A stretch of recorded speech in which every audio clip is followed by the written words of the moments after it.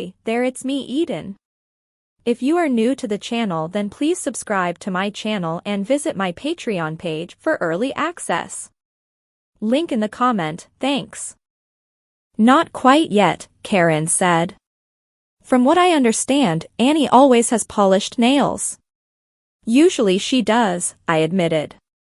I forgot to bring my nail polish along this time. Use some of mine, she offered. Several bottles were lined up on her dresser. Most were shades that would look better on Karen's black skin. Karen offered me a bright purple and a glittery silver with a blue tint. I chose a bottle of glittery silver and went to work. Now that I was Annie again, we gave Karen a lift to the dorm. As we carried our luggage through the door, Karen called Julie on the house phone, and soon the Holding girls were hugging in the lobby. 2 other Westview women's basketball players came through the door. They stopped to say hi to Karen and Julie. One of them turned to us. Hi. I'm Hannah Weston. Aren't you Julie's sister? She asked Sarah. Sarah nodded and smiled. You two visited us last fall, didn't you? And forgive me. Annie Jansen. I'm a close friend of the family's, and her, I pointed at Sarah's fiancé's sister. We exchanged pleasantries, and she hoped that we would come to Westview. I started to pick up my duffel and Sarah's bag and started to carry them toward the guest room. Wait a minute, dear, Karen told me. Sarah's bag goes to our room. So does Sarah, for that matter. My face fell. But I thought Sarah and I were rooming together, I protested. By this point, the 4 of us were alone in the lobby. Julie reached out and patted my shoulder. In order to get Mom's permission for you to come together, we had to agree to keep you out of trouble. And we planned to do it. She turned to Sarah, come along, little sis. Sarah said, wait a minute. You and Mom trusted us to live together for 6 weeks last summer. Why can't you trust us now? Julie said, you're healthy now. And we saw the way that you and Annie kissed last weekend. And you promised then. And you're engaged now. Come on, it'll be fun spending some quality time together, sis. A frustrated Sarah asked, what about Annie? Does she have to stay alone? Karen smiled and said, no, I'll stay with Annie. I was speechless. Karen just said, come along, roomie, as Julie led Sarah down the hall. This wasn't the way I had planned to spend the evening, but it was obvious that we didn't have much choice. Karen had already moved some of her things into the guest room, and pointed out the bed and dresser that would be mine. Come on, Annie, cheer up, she smiled. Do your parents know that you're spending the night with a boy? I challenged. Do you want to tell them that you're a boy? She laughed. Besides, I can take care of myself. That she could. She could probably intimidate Xena the warrior princess. Karen gave me time to settle in, and then we met Julie and Sarah Beth to go to supper in the College Union. After supper, they presented us with Westview basketball jerseys, one with Julie's number and Holding printed across the back, the other with Karen's number and name, so we could wear them to the game. I wore Karen's. So did her folks. We sat next to Karen's folks as we watched the game. Neither Julie or Karen started, but like the other game we saw, they both got nearly half a game of playing time. Julie didn't score much, but was outstanding on defense and ball handling, feeding the ball to her roommate. After I jumped up to yell approval when Karen swished a basket, Sarah grinned at me. You should become a cheerleader. With your great legs, you'd look cute in a fluted skirt and sweater. I just smiled and primped. We all cheered like crazy, and were hoarse by the time Westview defeated Mesa College and clinched second place in their conference. When we returned to Julie's room, the 4 of us sat around in our nighties and laughed and told stories, like a big sleepover. I wish we could have just stayed there, but eventually Karen yawned, stretched, and led me back to the guest room.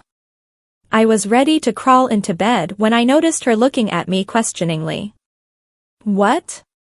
I asked. I was just curious, she said languidly. If I'm your groomsman, do I have to help arrange your bachelor party? I laughed.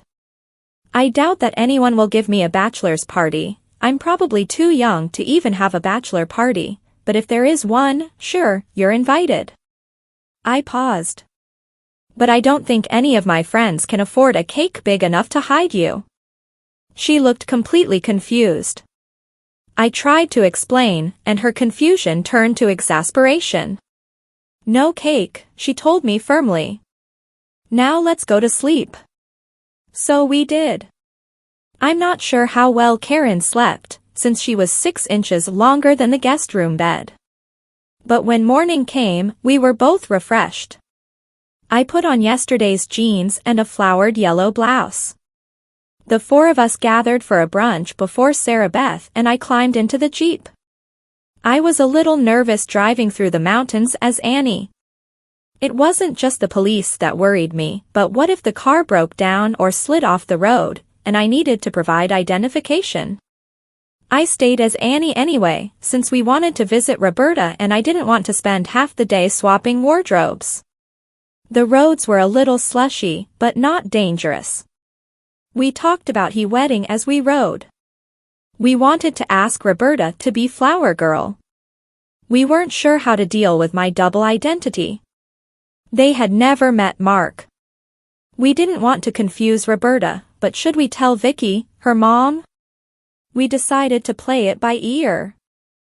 I had printed out a map from an online service, and we didn't have any trouble finding the apartment where Roberta and her mother Vicky lived. The 2 lived in a first-floor apartment, so it was easy for us to find it. Annie. Sarah. Roberta called out when she saw us at the door. She hugged each of us so tight that I was afraid Sarah might topple over. We noticed the bicycle that we had restored sitting in a corner of the living room. It was too sloppy out to give her any serious lessons, but we walked the bike outdoors. I helped Roberta onto the seat, and walked the bike down the sidewalk, with her squealing with delight as we went. Later, we were inside, eating cookies and drinking milk. We explained that Mark was my brother, and that he and Sarah would be getting married in August. Would you be our flower girl? Sarah asked Roberta. What's a flower girl? She asked. We tried to explain. Will you be there, Annie? Roberta asked. I explained that no, Annie wouldn't be able to come to her brother's wedding because she had to be out of town. Roberta frowned deeply. Well, I'm not sure I want to go if you won't be there, Annie, because you're my bestest friend. Oh, please, I pleaded. Please do it for Sarah Beth and Mark. Mark's a lot like me, and I think you'll like him. Finally, she agreed. After a while, Roberta went to take a nap. We sat down with Vicky and explained our whole story. What? She shouted. Then more quietly, you're Mark? I can't believe it. All this time you had us thinking you were a girl? I didn't know if she was going to be angry or what, and I'm not sure she did either, but eventually she just started laughing. We talked some more and eventually left as friends.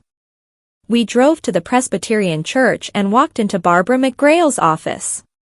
We had called before we left and had arranged to meet her there. She stood and said, Sarah Beth, Annie, welcome.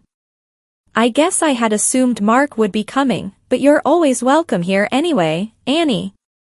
I explained that I had been Annie to visit Roberta, and wanted to use the church bathroom to change back to Mark before we left.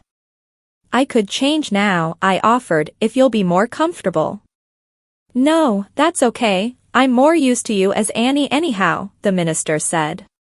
Now what is it you wanted to talk about? We asked if she could come to Fort Russell and help marry us. I would love to, she explained, but your local minister would have to invite me. My code of ethics would preclude me from taking part, otherwise. We were sure that our minister would agree to Reverend McGrail helping, so we got her tentative approval. Sarah stayed and chatted while I went to change back into Mark clothes. I came back in boys' jeans and flannel shirt and asked Reverend McGrail, I hate to ask, but do you have any nail polish remover? I was all guy now except for my glittery nails. She shook her head. I'm afraid not, Mark. I recalled that I had never seen her with polished nails. Thanks anyway, I said. We can stop at a drugstore. We hugged and left. We were going to be pushing our limit to get back home by the time we had promised, and it was starting to get dark, so we skipped the drugstore stop. Near the entrance to the freeway, though, red flashing lights flickered off my rear-view mirror. Were you speeding, Mark? Sarah asked nervously as I pulled over. No, not at all, I responded. I have no idea why he stopped me. The officer walked up to my window. The city policeman asked for my license and explained that a brake light on the Jeep had burned out.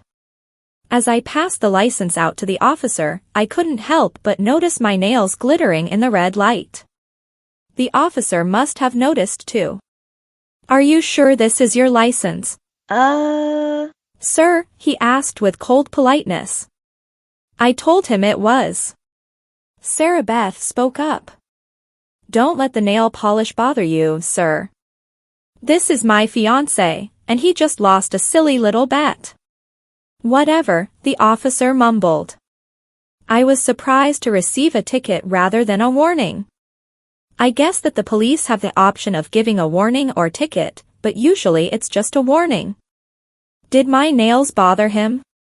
Or was it just because I was a teenager and were easy targets? The rest of the trip was uneventful, and Sarah slept most of the way. As I drove, I stewed about what had happened. I could see why my dads were nervous about me being Annie, and this was just a small thing. As cars passed, sometimes I would see my nails glisten in reflection as I gripped the steering wheel. Please subscribe for the next part. And visit my Patreon page for early access.